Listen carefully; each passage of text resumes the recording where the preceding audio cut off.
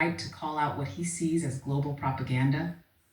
Why are such unverified claims given so much attention in international media, while actual issues affecting the African majority go ignored? The former spokesperson of the late Libyan leader Muammar Gaddafi also weighed in on this matter, responding specifically to President Cyril Ramaphosa's recent visit to the White House.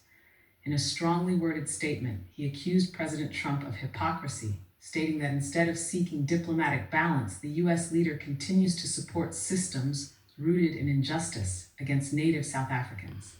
He emphasized that this diplomatic posture reveals the fear colonizers feel as Africans begin demanding what rightfully belongs to them. President Cyril Ramaphosa visits the United States to talk trade and diplomacy and gets ambushed in the White House by Donald Trump, Elon Musk, and Marco Rubio in a staged performance over so-called white genocide in South Africa. Let's be clear here. This isn't about concern for human rights. It's about punishing an African country for even talking about correcting land theft. Trump dims the lights, plays a fear-mongering video showing graves and edited clips of shoot the boa chants. Then comes a lecture on behalf of Afrikaner settlers who still own most South Africa's land, wealth, and media. Ramaphosa tries to remain diplomatic, insisting crime in South Africa is not racialized and that land reform is lawful and overdue. But Trump isn't interested in facts. He is defending a system, a colonial inheritance. The irony, this comes from the same man who funded illegal Israeli settlements, backed coups in Africa, and brags about stealing oil from Syria. Suddenly, he is worried about farmers in Stellenbosch. Let's call it what it is: neo-colonial panic.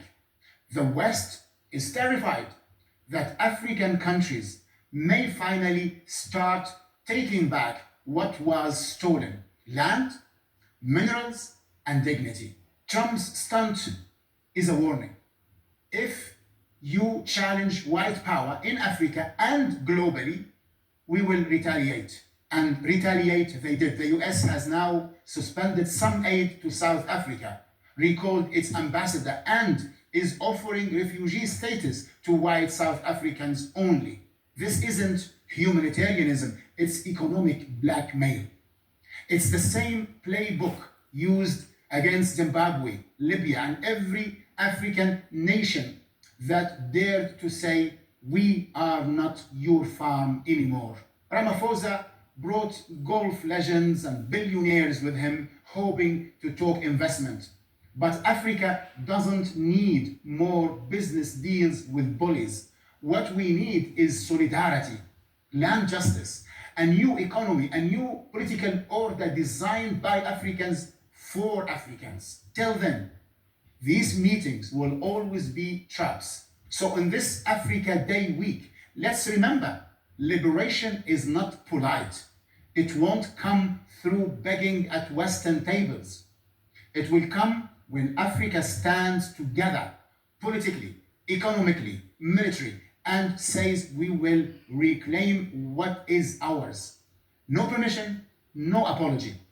That is the future they fear. That is the future we fight for. Are these actions proof that global powers fear a new wave of African awakening?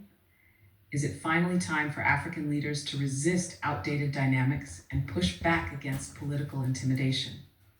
Dr. Arikana Chihombori Kwao also made